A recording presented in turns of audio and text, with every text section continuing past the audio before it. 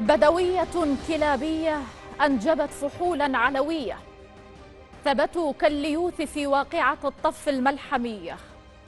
أم البنين ناعية الحسين، حليلة أبي الحسن علي، صاحبة الموقف الأبي، شريكة الحزن الزينبي. هي من قالت لأولادها: قاتلوا دون سبط النبي. هي أم قطيع الكفين، من تكفلت برعاية الحسن والحسين. هي أم العباس قمر العشيرة، كافل الأسيرة. هي من حاورت بشرى في المدينة: أخبرني عن ابن الطاهرة الأمينة. 4 قرابين لها ساروا في درب الحسين، لحقوا الركب وأطاعوا الرب. قطعت أنياط قلبها، صرخت في يثرب الحزينة، هزت